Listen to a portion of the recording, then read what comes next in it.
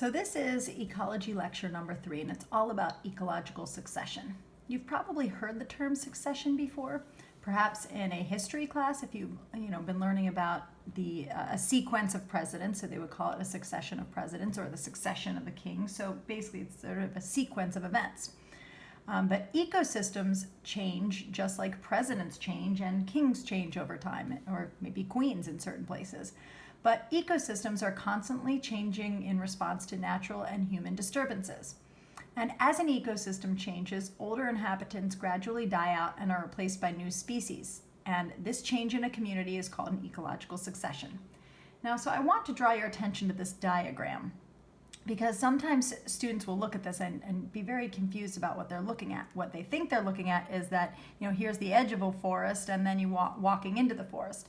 But this is showing the same location over time. So it's showing that you're starting off with exposed rocks, and then you end up with a species called a lichen, and then you end up with grasses and weeds, and then some mixed herbaceous, maybe some wildflowers, and then some shrubs or bushes, and then over time, some young tulip poplars or maybe some evergreen trees like pine. And then you end up with a mature forest with oaks and hickories and maples. And eventually you end up with what's called a climax community, which is, a community that stays relatively stable so long as there are no, natural disasters or major human disturbances in the area. So this is the same location over time, getting more and more diverse. Now, of course, it's important to notice or to note that just because you have trees doesn't mean you won't have any shrubs or mixed herbaceous plants or any grass or lichens.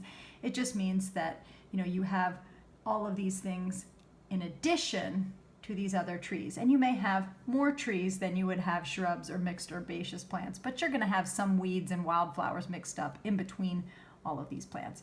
And so this is what ecological succession would look like in a temperate deciduous forest, like where you live in Maryland. So this is not, what it would look like in every ecosystem. We're just giving you an ecosystem that you're most familiar with, that you're familiar with many of the species of plants. So primary succession is when you have no life existing and then life moving into that area over time. So you could have a new island formed in the ocean because of, underground, like kind of volcanic activity, or anytime you have a natural disaster that is so bad that it completely destroys the soil, that's considered primary succession again. As well. So anytime where you have complete soil destruction, so a forest fire would definitely destroy some of the organisms in the ecosystem, but it wouldn't destroy the soil.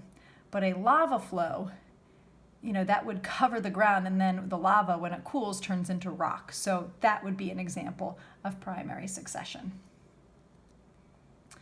In 1980, I won't tell you how old I was, but I remember this, there was a volcanic eruption in Mount St. Helens. And this is what Mount St. Helens, like the forest, looks like around it before the volcanic eruption. And then, there was a volcanic eruption and ash completely covered the ground. And here you can see the area after the volcanic eruption completely covered with ash. And you can see what used to be tree trunks, and it's just all dead. So again, you've got primary succession happening where no life exists, but the first organisms that you would see would be pioneer species. And pioneer species always have to be producers, usually photosynthetic.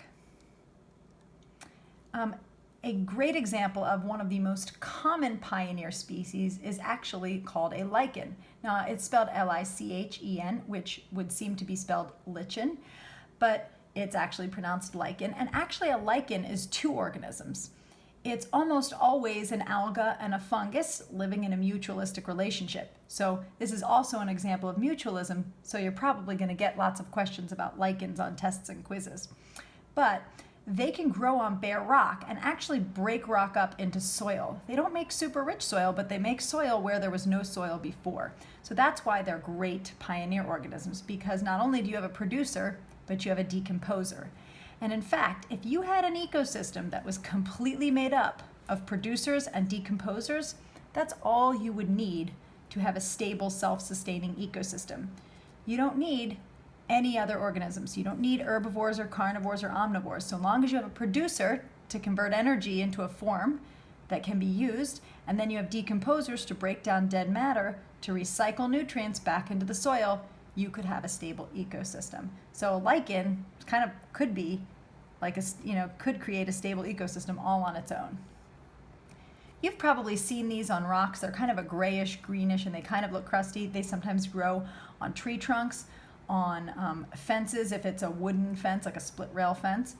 And you can actually see many of these, actually, if you go to Great Falls. They're all over the rocks at Great Falls. Now here's a photograph of volcanic rock after a lava flow. And right there you see new life. And it actually, scientists were quite surprised at how quickly new life actually sprung up in Mount St. Helens area after the volcanic eruption. It didn't take as long as they were expecting it to. I'm pretty sure that's a dandelion. Anything that can grow in lava rock with nothing else around it deserves to live. Secondary succession occurs after a disturbance in an existing community that happens without removing the soil. So a forest fire would be an example, a flood, or if humans cut down a forest then to build houses. Eventually, if nobody kept mowing the lawn, you'd end up with different species moving back into the lawn.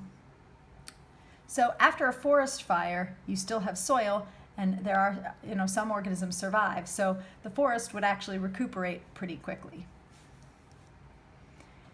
In an aquatic ecosystem, secondary succession actually just ends up filling in freshwater ecosystems. So if you start off with a lake or a pond and it fills with sediment and dead leaves and decaying tree trunks, eventually it will become a bog and then a marsh and finally a meadow, and it would be completely filled in and there would be no lake or pond there at all.